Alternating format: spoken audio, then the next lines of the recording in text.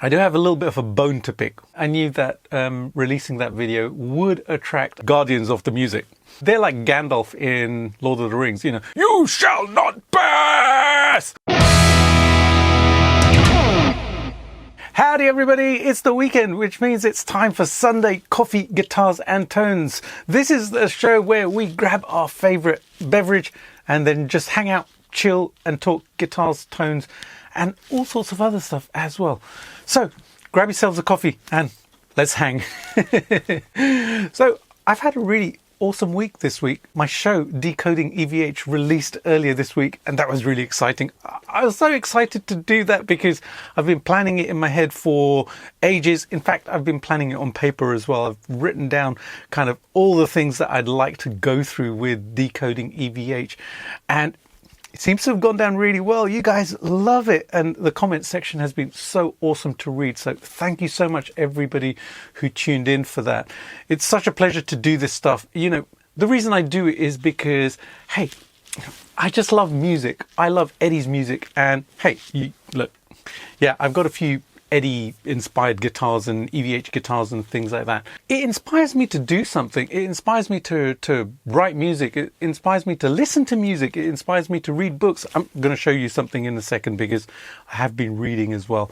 And you know, that's the job of music. I've always find that if music inspires us in some way, if it inspires us to just listen to it, just chill out, watch a movie, pick up a guitar, play, or just hang out with friends, it's done its job.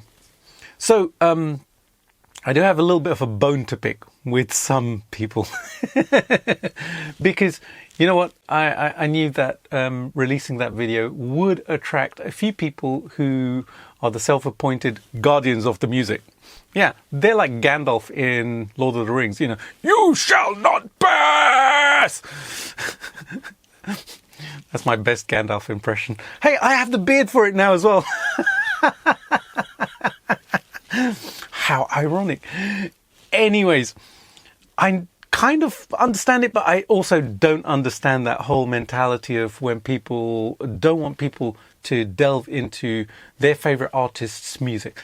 Look, music is put out there for a purpose. It's there to actually just evoke an emotion in somebody, to get them to think about what they're listening to enjoy, to smile, to be happy, you know, or sometimes to be sad as well. There's some sad music out there as well, and that's okay also. It's not there to basically be locked in a vault somewhere and everybody's just like allowed to just look at it a tiny bit and listen to it, and then it's like, okay, stop, you've got to stop now. You've got to leave it alone because it's sacred. Music is sacred. I will completely and utterly say that right from now. Music is absolutely sacred. It's sacred to me. I know it is to you guys as well because you tune into my channel. You know what I do. But when the self-appointed guardians start saying things like, you know, well, you're playing this wrong and you're kind of like, you're not doing it justice and, you know, implying that you shouldn't be going down that route. That's the part I don't agree with. And the perspective I'm coming from is that of being a music teacher for 20 years now. Yeah, that's crazy to think. I actually became a full-time guitar teacher in 2006. It's like, that'd be 20 years in September this year. That's mad. Seriously.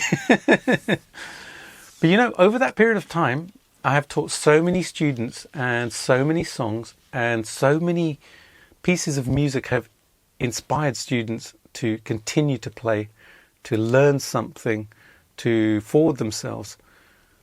So from that perspective, I completely don't understand why somebody would want to prevent somebody else from learning about another artist's music, especially someone like Eddie, because he was so influential to us all, right?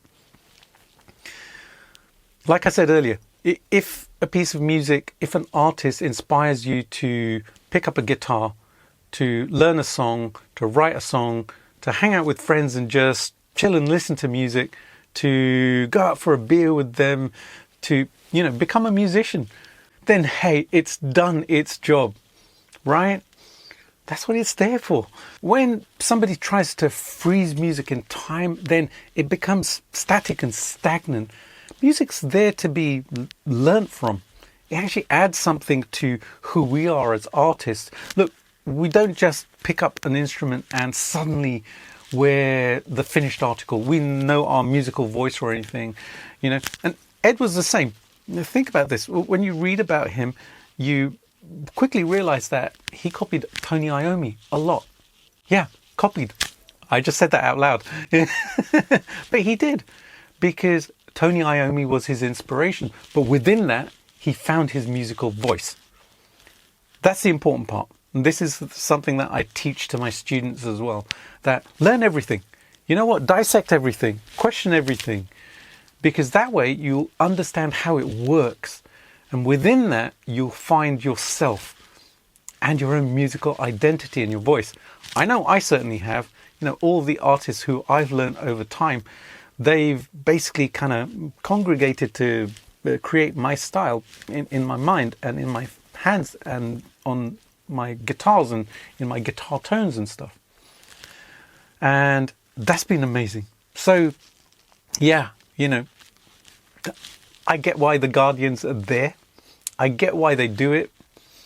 I just see it from a different perspective. I'd love to know your thoughts on this one, by the way. So leave a comment. Let me know. Let's get a conversation going about this.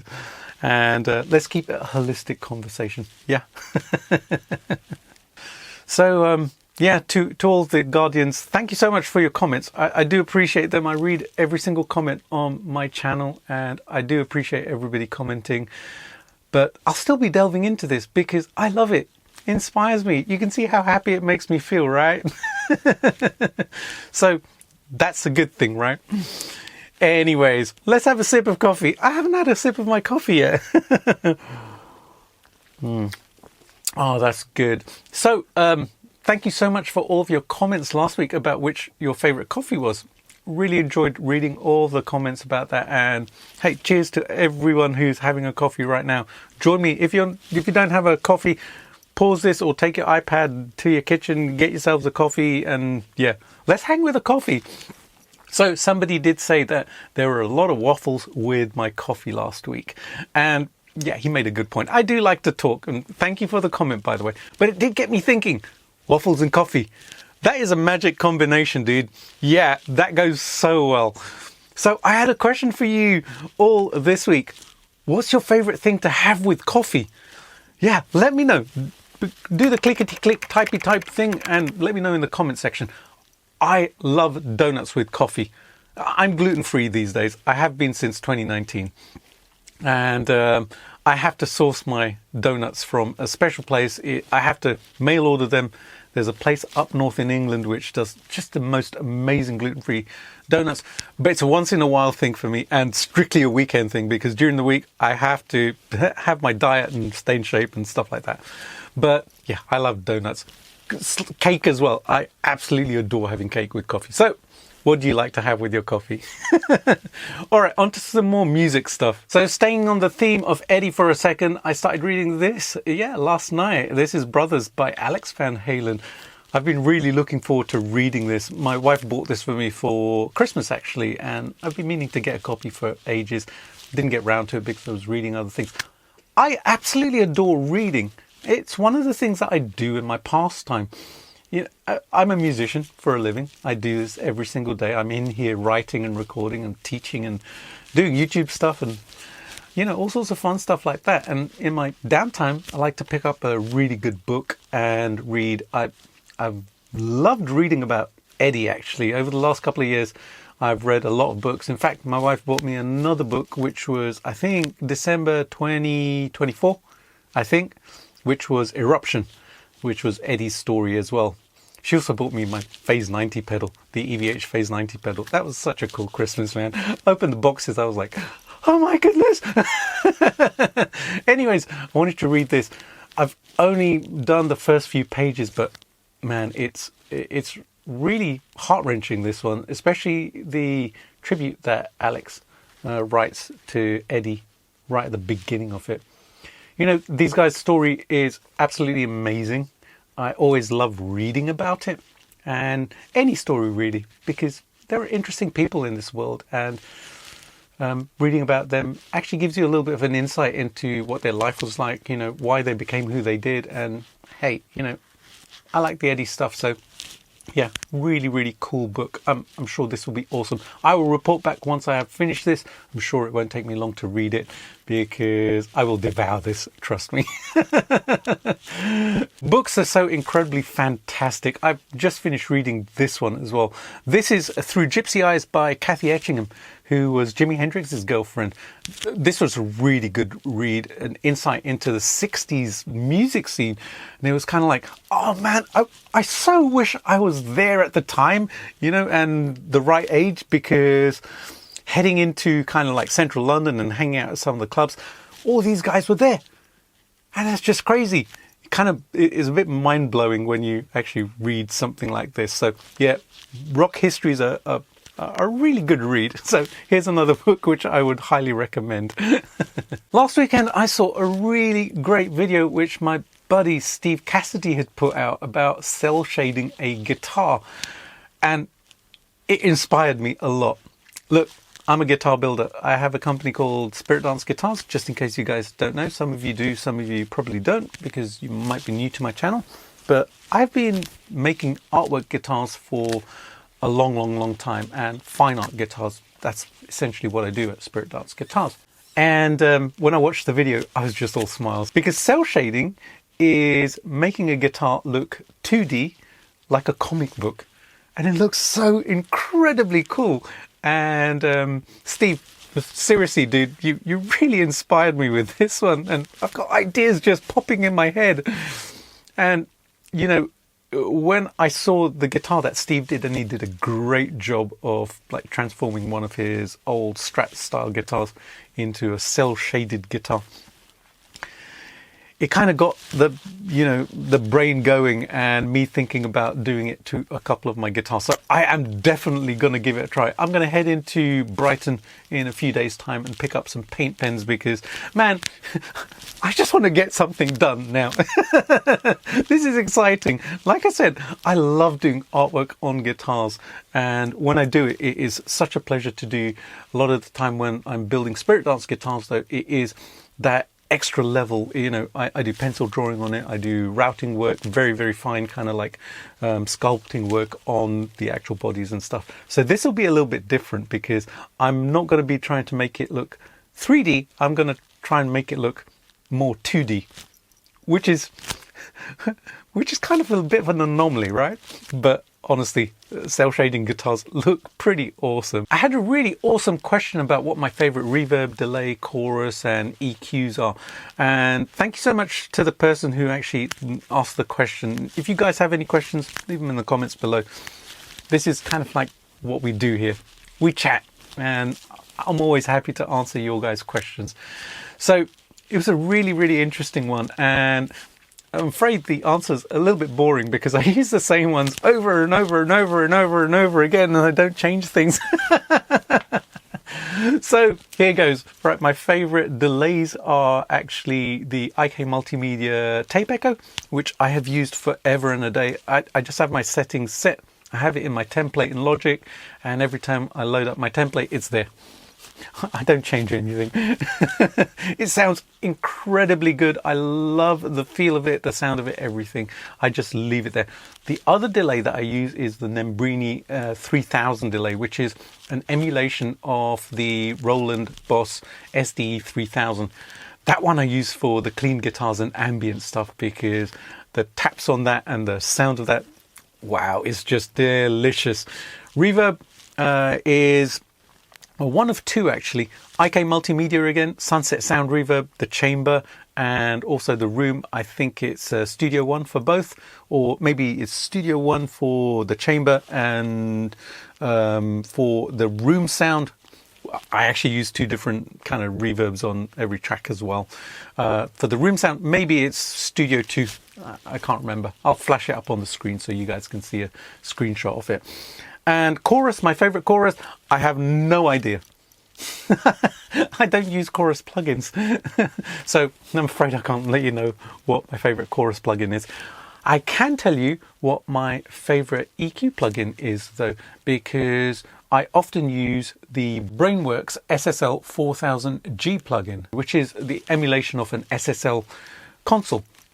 And I just like how musical that EQ is. So that's the one that gets loaded into tracks if I need it. But I very, very, very, very, very, very rarely EQ stuff.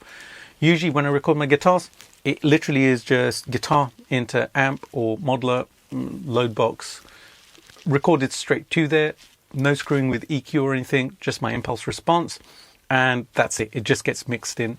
I dial everything into 100% before I hit the record button. So it's just the way I roll. So I hope that was helpful to you guys. All right, sip of coffee before the next question.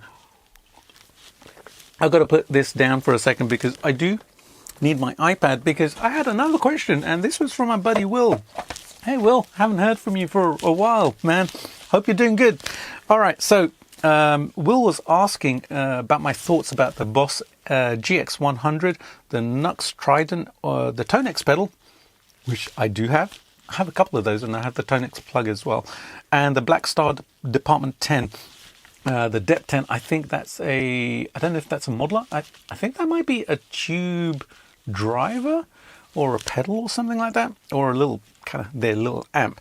But anyways, he was asking what my thoughts were about them, and he said any help would be greatly appreciated. That was a great question, by the way. I really appreciate it. And honestly, the answer is my thoughts are Fractal. Fractalverse. That's the best thing out there. No, look, I'm only kidding. Look, everyone knows I'm a big fan of the Fractal stuff, and I really like the sounds of those. But those units, unfortunately, I don't know. I've not tried any of them, Will, so I can't offer an opinion on them. Apart from the Tonex, I do have the Tonex pedal, a Tonex 1, and the Tonex plug as well. They're fantastic. They sound really amazing, feel great as well. But it's a slightly different thing. It's not really a modeler. It is more for playing amp captures, which you do via the Tonex software and etc, etc. So slightly different platform. But I would say the same thing that I would say to anybody who's looking to buy a piece of gear. Watch a lot of reviews on them, right? YouTube's great for this, you know, because so many people do reviews on them, and you can check out different channels, the bigger channels and the smaller channels as well. Why check out everything? Well, because you know what? If someone sends me a piece of gear, I'm a professional musician. I can pretty much make anything sound absolutely awesome. And it comes down to the feel of it and things like that. So the bigger channels are really useful for finding out what the potential of those pieces of gear are. So let's say something's sent to a professional musician and they make it sound incredibly good, but they also talk about how it feels. You know, the interface between their guitar, the modeler, and how it sounds recorded and stuff. That's really valuable information. That's the most valuable information I find in videos like that. And the same thing with the people who are just, let's say, the hobbyists, or doing this just to share their thoughts about the piece of gear they just bought. That's really useful as well, because you get the experience of people who just buy the gear just to enjoy it.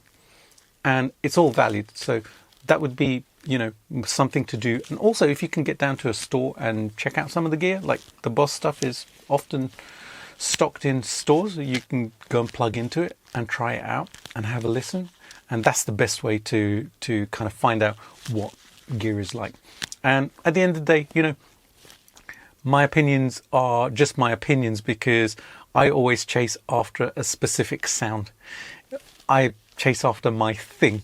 And that might not be what everybody else is chasing after. But yeah, I hope that helped a little bit.